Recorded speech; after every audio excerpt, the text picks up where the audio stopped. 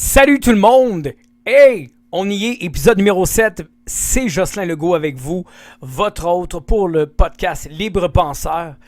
Il s'est passé pas mal d'actions et je m'excuse pour tout ça. Je vous explique en grosso modo, on a eu des petits problèmes techniques et on a dû reporter l'enregistrement de mon podcast pour simplement l'avoir dans la plus belle qualité possible.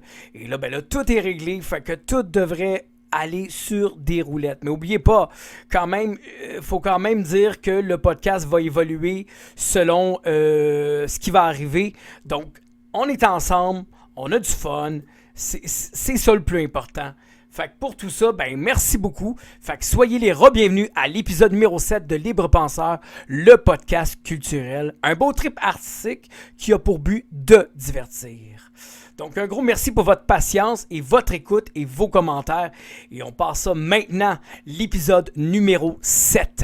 On commence par le retour de l'infatigable humoriste François Pérusse avec une thérapie par le rire qui n'a jamais été aussi drôle. En effet, le grand François Pérusse est de retour avec son 11e tome de l'album du peuple, sous l'étiquette évidemment de Zéro Musique. Ça fait 30 ans après la parution de son tome 1, aujourd'hui quasiment jour pour jour, qu'il a mis le Québec en entier en amour avec l'humoriste, avec plus de 1,5 million d'exemplaires en carrière. Le fin stratège des jeux de mots revient avec son 15e disque en carrière, exclusivement vendu en téléchargement sur le site officiel du musicien. Voici l'album du peuple, tome 11, 13 pièces faites de sketchs, avec ses personnages qui ont fait la renommée de son univers loufoque, parsemé d'observations sur la société actuelle. Évidemment, la bêtise mène et grossit à la loupe. Des personnages comme Justin Trudeau, à Claude Julien, à Bob Hartley, le gars qui magasine Denis Lévesque, qu'on dit Feni Lévesque, je crois, Trump, Gino Chouinard, Christopher Martin de Coldplay et plus. Ça fait du bien de voir un retour de Pérusse en humour, surtout 5 ans après le dernier, si on ne compte pas le spécial anniversaire qu'il y a eu, je pense, il y a 3 ans. C'est un humour qui ne perd pas de son mordant et même parfois l'homme ne lésine pas dans ses punchlines assez percutants et sans filtre.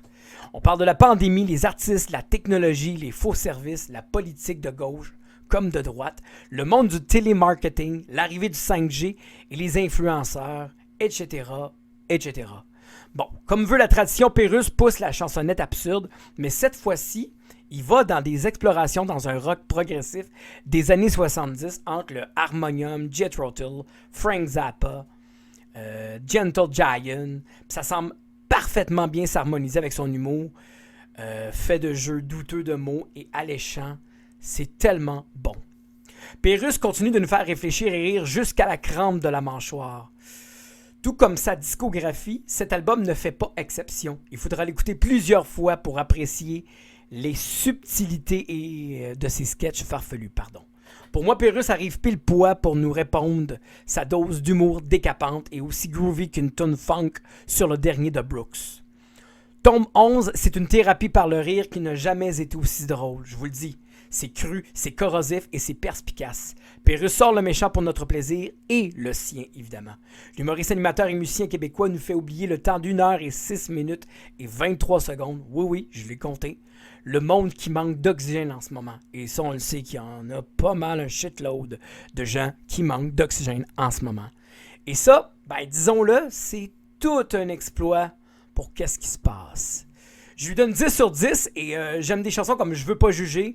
J'aime le bloc d'humour, le faux service, semblant de rien, gauche-droite, fais ça pour vivre, deuxième vague, bienvenue dans le contexte. On aime ça.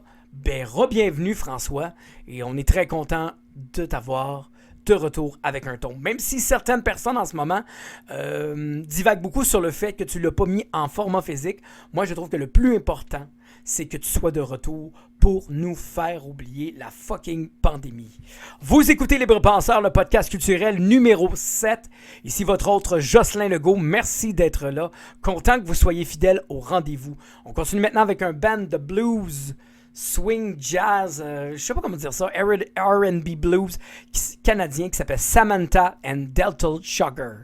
2 ans après l'album Run to Me, nominé aux Junos en 2008, ça, non, 2018, pardon, qui a révélé davantage au grand jour le super groupe canadien soul Samantha Martin and Dental Sugar. C'est qui ça, Samantha and Dental Sugar? C'est composé de 7 musiciens, de Curtis Chaffee, de Ian McCown, de Danny Nash, de Andrew Mulligan, de Sherry Marshall et de Tafari Anthony. Mené par de front par l'envoûtante Samantha Martin, qui a déjà eu 5 nominations pour la chanteuse de l'année au Maple Blues Award. C'est pas étonnant. La bande de Toronto est de retour avec un album qui continue dans une musique oldies, qui punch les tympans. Et je vous le dis, là, ça punch les tympans, il y a une belle drive, ça brassif, ça groove. Voici The Rixless One, 12 pièces faites de R&B, de soul, de funk, de blues, de gospel des années 60, produit par Renan Yejigojan et Darcy Yates. Des chansons dans la plume de Martin, vulnérables, authentiques, qui racontent ces changements majeurs dans vos vies pour atteindre l'équilibre entre aimer et être aimé pour ce qu'on est. La vie nous frappe de plein fouet et s'apparaît dans les paroles de la demoiselle. On parle également d'amour et ses feux d'artifice. C'est sur des arrangements explosifs entre le Motown et le Stax Records, fait de B3 mélancoliques, d'une chorale faite de Sherry Marshall et de Mamza Mwamza, qui soulèverait la terre entière de sa force, des cuivres explosifs, des guitares rétro entre le rock et le blues et une base de funk qui donnerait le goût de danser, même le diable. Sans oublier la voix charismatique empreinte d'urgence de vivre de Samantha Martin, qui fait littéralement cambrer les anges par toute la sensualité qui s'y dégage. C'est un mélange entre The Teskey Brothers, Nathaniel Rateliff and the Night Sweat, Aretha Franklin, Janis Joplin et Otis Redding. Samantha Martin and Delta Sugar, sortent toute l'arsenal pour nous faire vivre la montagne russe que doit procurer une musique soul dans les règles. The Rixless One, c'est un album téméraire, fougueux, grandiose, qui fait le grand frisson, qui fout vraiment, littéralement, le grand frisson à chaque écoute. Je sais pas si c'est juste moi, mais moi je vois un potentiel de gros succès. Genre prix Junos, Grammy pour cet album foutrement jouissif et je lui donne 10 sur 10. Mes chansons favorites sont I've Got a Feeling, Don't Have to Be, Love is All Around, Better to Have Never, All That I Am, One Heart, Pass Me By, Meet Me in the Morning, qui est une reprise incroyablement méconnaissable de Bob Dylan, et Sacrifice. Vous écoutez Libre Penseur, le podcast culturel, votre 20-30 minutes de plaisir, enchaînant maintenant avec le retour du chanteur country avec des tripes, Chris Stapleton. L'artiste country Chris Stapleton, récipiendaire de 5 Grammy Awards, 10 fois CMA, 7 fois ACM Award, est l'un des meilleurs artistes américains dans tous les genres confondus, et de retour avec un 4e album, 3 ans après ses 2 albums, From a Room Volume 1 and 2. Voici Starting Over, 14 pièces entre le Southern Rock graveleux, le Twin Country, le folk, le blues et le soul pour illuminer chaque recoin de sa musique trépidante. L'album a été produit encore une fois en tandem avec David Cobbs, qui a travaillé avec Henderson East, Brent Cobb, Lake Street Dive, Whiskey Myers et Rival Son, qui travaille avec Stapleton depuis ses débuts et il joue même de la guitare acoustique sur l'album également. Accompagné de ses musiciens de scène en studio, Stapleton, avec sa femme évidemment, coécrit des chansons sublimes. Stapleton continue de nous balancer ses chansons fougueuses qui combinent le grain country americana du Texas et le rock blues sudiste. Bon, disons-le, si c'était un autre chanteur, ça deviendrait déjà des thèmes épuisés et réchauffés. Mais c'est du Stapleton qu'on parle là. On parle de Stapleton, qu'il s'agit d'un homme avec une voix crasseuse qui chante à plein poumon, avec conviction, le terrorisme de Las Vegas, le chagrin, le whisky en guise de larmes, les routes de l'échec malgré les conseils et les chemins de l'amour agenouillés par la douleur. Avec son lot de ballades mielleuses, sentimentales et des pièces robustes et sombres, l'ensemble est vraiment bien équilibré. Il embrasse son mélange de tristesse et de colère à coups de gros riffs de guitare endolorie dans son country qui ne va pas dans la dentelle, disons-le. Autant dans ses paroles chargées d'intensité que sa musique impétueuse. Chris Stapleton continue d'ausculter ses états d'âme à travers son talent naturel pour écrire des chansons qui nous rentrent dedans. Starting Over, c'est un album de country rock non verni qui raconte les blessures qui nous rendent plus forts. C'est à vif et exceptionnel. Des foutrement bonnes chansons comme Arkansas, Cold, Starting Over, Devil Always Made Me Think Twice, Whiskey Sunrise, Watch You Burn, Hillbilly Blood, You Should Probably Leave. Je donne 10 sur 10, c'est un de mes albums country de cette année, coup de cœur. Je l'écoute non-stop, c'est hallucinant comment que c'est bon. Je vous le conseille fortement. Vraiment, pour vrai. Vous écoutez Libre Penseur, le podcast culturel, l'épisode numéro 7. Merci. Désolé encore des problèmes techniques qu'on a eu. On est obligé de reporter le podcast, mais là, comme vous voyez, on est là. C'est ça l'important. Et si on parlait de blues? En effet, je ne sais pas pour ceux et celles qui connaissent bien le blues et le soul en ce moment, qui est en train de révolutionner des nouveaux groupes, des nouveaux talents. Mais en tout cas, on va parler de Just Teskey, chanteur du groupe de Teskey Brothers, et le guitariste blues Ash Grunwald. Deux êtres de l'Australie, deux artistes australiens qui nous offrent un premier album en tandem pour une passion commune pour la musique blues sans artifice. Voici Push the Blues Away, 8 pièces dans un blues acoustique riche en harmonie. Le projet d'album est né d'un jam lors des soirées pour le plaisir simplement de faire une musique qui vient du cœur. Mandat réussi en tout cas. Les deux voix unies du duo donnent le ton à des hymnes blues légèrement rythmés, enjoués mais mélancoliques à la fois. Le mélange du ton rauque de Teskey et le vibrato abyssal et enivrant de Grunwald donne des frissons tout le long de l'écoute. C'est des chansons brutes teintées de blues et de soul qui racontent l'amour sur toutes ses coutures avec une reprise de Preachin' Blues de Son House. Sur des arrangements de guitare acoustique animés par des claquements percussifs et harmonica électrisants, le duo Just Teskey et Ash Grunwald est une collaboration fantastique avec un mandat très simple, faire une musique familière et naturelle. Push the Blues Away, c'est un album de sad blues spontané et instinctif qui fout la chair de poule avec une saveur gospel old school associée au style folk. Je dois dire que chez moi, l'album est sur repeat et la maison sourit malgré les chansons tristes. Et pour tout ça, je donne 10 sur 10. Mes chansons favorites sont Hungry Heart, Thinking About Myself, Push the Blues Away, It's Raining, Something with Phil et The Sky is Crying. Vous écoutez Libre Penseur, le podcast culturel, épisode numéro 7. Merci. Et maintenant, on va parler de... Je vais prendre une gorgée avant de dire quelque chose. On prend une petite gorgée.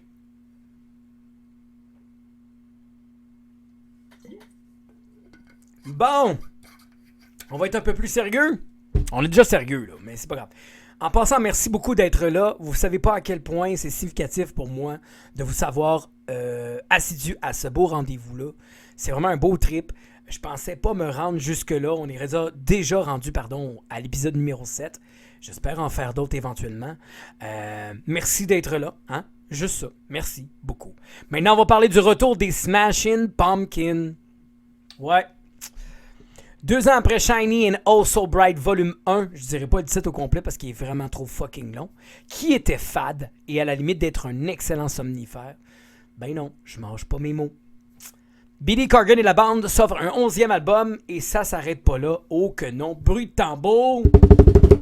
C'est un double. Ben oui, un double album. Le premier double album depuis 1995, j'ai nommé depuis l'incroyable Melancholy and the Infinite Sadness, qui fête ses 25 ans depuis octobre. Mon Dieu que j'ai adoré cet album puissant et significatif dans ma période d'adolescence. Après ça, je pense que l'inspiration s'est perdue. En tout cas, ça c'est mon opinion. Voici Sir, un album double de 20 pièces fait d'un rock électro dominé par des tons synthétisés, presque sans riff de guitare mordante. Ouais. Avec cet album-là, les Smashing Pumpkins tendent un virage au son des années 80, dansant, et confirment que le rock n'est plus leur priorité. Produit et écrit par Billy Corgan avec l'aide de ses comparses Jimmy Chamberlain, James Iha, Jeff Schroeder. Cet album-là des Smashing Pumpkins, c'est des chansons aux mélodies complexes qui tombent à plat dès la première note. Comprenez-moi, là? On perd à la seconde près de l'intérêt pour cet album Doom qui sonne comme une tentative maladroite de comédie musicale. La voix de Corgan semble perdre son panache. Oui, je le sais, il y a 53 ans, mais ça va au-delà de l'âge. Allez dire ça aux boys des AC/DC ou de Bruce Springsteen qui continuent de rocker jusqu'au fond de leur âme. On va voir qu'est-ce qu'ils vont vous dire. Moi, j'ai plutôt l'impression que l'artiste manque de conviction et de profondeur au fond de sa voix nasillarde, inerte, qui s'essouffle sur chacune des pièces interminables. Sur ce qui aurait dû être un EP tant qu'à moi. Pas un album double banal de la sorte. Oh shit que non. Puis en plus, oh, attention, on me souffle à l'oreille que Smashing Pumpkins veut s'attaquer à la suite de Melancholy and the Infinite Sadness en 2021. C'est ce qu'on appelle l'art de tuer le peu de parcelles qui reste dans le fond de leur musique. Je m'excuse, vraiment, vraiment beaucoup, mais c'est médiocre et je retiens pas mes mots. Oui, j'y retiens un peu en souvenir des heures de gloire du groupe qui autrefois donnait au monde des hymnes glorieux, ravageurs comme Cheer Up Rock, Bullet with Butterfly Wings, Drown, Zero, et j'en passe. Sir, c'est un album de rock chaotique. Fallacieux. Comment je pourrais dire ça? Je pense qu'il y a d'autres mots que je pourrais dire. Ah oui, surtout atroce. Est-ce que j'ai des chansons de coup de cœur? Oui, j'ai Witch et Ramona, mais c'est tout. Je sais qu'il y a des gens qui vont me taper sa tête, mais moi, Smashing Pumpkins, ça fait quelques albums que je trouve qu'ils perdent leur espèce de spirit de créativité. Et là, il y a plein de monde qui vont dire « Ben non, c'est bon, c'est un bon retour, il se réinvente. » Il se réinvente pas. Il l'avait déjà fait avec Eva Adore. Ils ont travaillé énormément. Billy Corgan, c'est un génie, on le sait. Mais avec cet album-là, c'est pas ça. C'est atroce et j'aime pas ça. Et oubliez pas, je sais que c'est rough, mais tous les goûts sont dans la nature. Donc, merci de respecter mon opinion. Ça veut pas dire que je suis la vérité infuse. S'il vous plaît, prenez un peu d'esprit, respirez, puis il va en avoir d'autres. Vous écoutez Libre Penseur, le podcast culturel, l'épisode numéro 7. On va parler maintenant du retour de Roxane Bruno avec un second album. La youtubeuse anticonformiste et auteure-compositrice interprète Roxane Bruno est de retour avec un second album après la tornade du gros succès de son album Dysphorie. Ces chansons qui ont été au sommet des palmarès radio. En plus, elle a gagné chanson de l'année passée avec des petits bouts de toit en 2019 au Gala de la Disque. Et voilà. Depuis, les plus belles scènes sont au rendez-vous pour elle. La vie a changé du jour au lendemain et les attentes sont élevées autant pour l'artiste que pour son crowd. Voici Acrophobie, 14 pièces faites d'un pop rock mélodique et authentique, avec une mince ligne d'électro ambiant. Tout au long du processus de création de cet album-là, composé, produit et réalisé en collaboration avec le réalisateur et musicien Mathieu Brisset, qui fait une job de chef, Roxane a eu ce sentiment de peur irrationnelle et des hauteurs, la peur du vide qui creusait son ventre au point d'en ressortir dans ses écritures matures et chamboulantes. Roxane Bruno chante avec toute sa voix et assume chaque parcelle de ses états d'âme au creux des mélodies accrocheuses. Faut le dire, Roxane Bruno a même fait évoluer au niveau sa technique de chant et ça paraît dans ce deuxième album-là parce qu'on vit vraiment de beaux grands moments musicaux. Des chansons qui racontent le vertige de la peur, l'amour décousu, le succès et sa pression pour l'avenir, la différence. Et disons-le, Roxane Bruno est d'une transparence dans ses paroles authentiques. Tout comme son interprétation, c'est tout à son honneur. On peut presque ressentir le pouls de son cœur en accélération dans certaines des chansons. Bon, c'est musicalement que je perds un peu d'engouement. En effet, le côté électro-ambiant n'est pas mauvais en soi. Mais, étant ce que je dis, ça s'essouffle. Mais un jour, j'aimerais bien que l'artiste explore quelque chose de plus rough un peu. J'imagine facilement ça va dans un style comme le rock. Car le talent et la sincérité résident dans cette jeune femme-là. Je suis d'accord avec vous. C'est pas pour rien que le Québec adopte ces hymnes qui résonnent comme un journal intime. Non, c'est pas pour rien. Je comprends le gros cric pour cet artiste-là. Le gros kick, pas le cric. Mais pour ma part, c'est un peu trop répétitif pour que je m'accroche pendant 14 chansons. Acrophobie, c'est de la pop sincère qui continue la trajectoire vers le succès auprès de son public. Pour ma part, c'est ce qui compte. De toute façon, je ne suis pas son public cible et j'en suis fort conscient. Mes chansons coup de cœur sont à ma manière, bienvenue dans mon cirque, aime-moi encore, Acrophobie, le cri des loups, c'est n'importe quoi et je lui accorde 6 sur 10. Je dois vous rappeler que tous les goûts sont dans la nature et surtout je n'ai pas la vérité infuse. Je suis ouvert à tous vos commentaires. C'est l'heure d'une gorgée d'eau.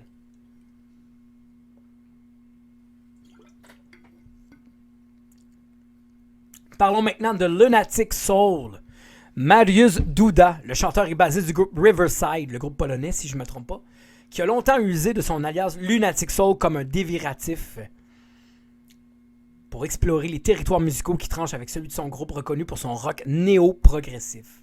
2 ans après The Under the Fragment Sky en 2018, il nous présente un 7e album qui délaisse les textures électroniques ténébreuses de Lunatic Soul pour aller vers quelque chose de plus naturel qui réoriente son inspiration dans d'autres dimensions.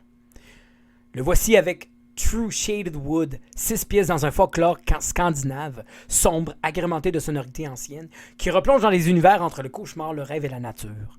Inspiré par les forêts et les paysages de la Pologne rurale et ses légendes cachées au creux des murs, la maison de l'homme. L'album a été produit par l'artiste. En plus, ce dernier joue tous les instruments sur des chansons qui racontent le courage, les horizons optimistes dans des ambiances chamaniques, slaves, vikings qui résonnent haut et fort. Lunatic Soul suit une évolution naturelle qui s'approche des racines d'une musique tout autant fascinante qu'au début, avec une part de lumière assumée dans ses accords. Avec cette voix mystérieuse comme un écho enchanteur, True Shaded Wood est un album de folklore pur et immense qui vous emporte au cœur d'une forêt, entre la peur et le courage, et ses fables musicales envoûtantes et révélatrices. Mes chansons coup de cœur sont Navi, The Fountain et True Shaded Wood. Et pour tout ça, je lui donne 8 sur 10. Vous écoutez l'épisode numéro 7 de Libre Penseur, le podcast culturel. Déjà, numéro 7, tout ça grâce à vous. L'aventure grandit, je suis choyé de vous parler en ce moment. Et je suis vraiment très content. On va vous parler de l'artiste québécoise Berries qui est de retour après Landing, son premier disque sorti en 2017. Elle racontait sa vie avec un doux folk intime. 3 ans plus tard, Berry est de retour avec un second disque qui explore les frontières de sa musique. Fascinante. Petite gorgée d'eau.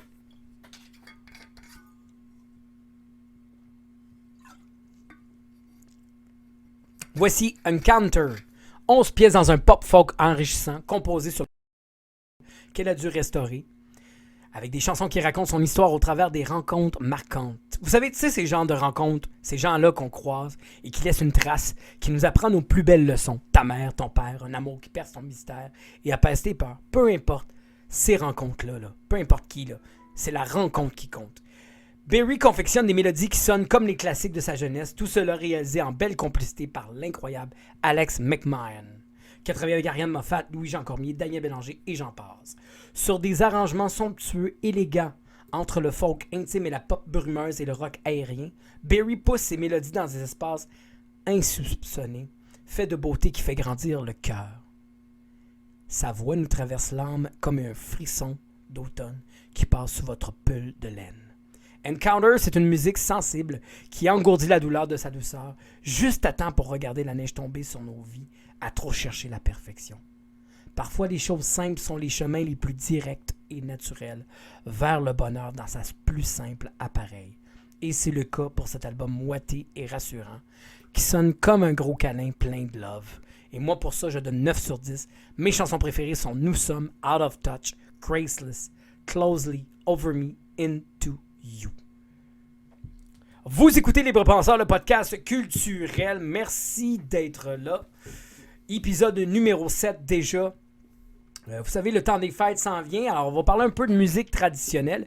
Et d'ailleurs, à ce propos-là, surveillez le prochain épisode. On va avoir un spécial musique de Noël dans 1 ou 2 épisodes à peu près. On va parler de musique de Noël. Je vais crever l'abcès parce que moi, je suis pas un grand fan de musique de Noël, mais hey, vous l'êtes, on va essayer de s'amuser ensemble. Vous écoutez Libre Penseur, on va parler maintenant de Nicolas Bouleris, le multi-instrumentiste et chanteur de la formation Vent du Nord. En effet, il arrive avec un second album de sa trilogie solo. 5 ans après La Maison de Bois, il continue son exploration dans la musique traditionnelle. Voici Maison de pierre confinée au voyage. Ces 13 pièces faites de complaintes traditionnelles folkloriques dans les arrangements simples et sans artifice fait de sa voix, accompagnée de la contrebasse de Frédéric Sanson. Avec cet album enregistré à l'église de Saint-Antoine-sur-Richelieu avec l'ingénieur de son réputé, Charles-Émile Baudin, qui a travaillé avec la voix Céline Dion OSM, originaire de ce même coin de village. Nicolas Bouleris embrasse la beauté du silence, les vols d'outarde, sur des chansons qui racontent le voyage et nos racines au fond de nous et le confinement. Des sages paroles qui viennent de sa grand-mère, de sa blonde, des mélodies dans les livres de Jean-Paul Lannoy ou bien chez Jean-Paul Guimont, grand réparateur et gardien des chansons selon les dires de l'homme. Boulris laisse sa voix épouser chaque note avec la contrebasse de Samson et le résultat est parfois déroutant.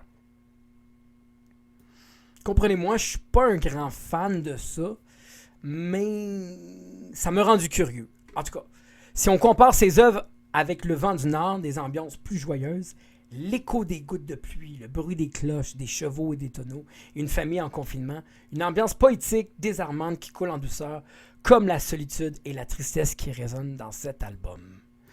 Maison de pierre, confiné au voyage, c'est une musique dénudée, faite pour les amateurs de ce style qui renoue avec l'audace. Pour les autres, faites votre écoute, mais pour ma part, j'ai bien aimé être intrigué par cette approche-là, disons-le, des plus originales. Alors pour tout ça, je lui donne un beau 8 sur 10. Avec des chansons comme Le Voyage, Le Diable Vert, Le Serpent Vert, Le Docteur Misérable, Lettre d'un voyageur, La Confesse et L'Empêchement, Nicolas Boulris continue sa trilogie avec toute sa personnalité attachante. Bon, ben, c'était Libre Penseur, le podcast culturel, épisode numéro 7. Je vous rappelle qu'il y a maintenant des playlists via Spotify afin de vous faire découvrir les artistes, groupes et séries dont je vous parle. Les liens sont sur ma page FB ou Facebook si vous comprenez. Et si l'envie vous prend de m'encourager, ben, partagez ma page FB pour Libre Penseur, le podcast culturel, ou adhérez-y simplement. Un petit clic peut faire un simple geste plein d'amour et ça change la donne. J'aime l'idée de grandir en même temps que vous. Alors pour tout ça, pour tout ça, là, merci d'avoir été là pour l'épisode numéro 7 et on se reparle très bientôt.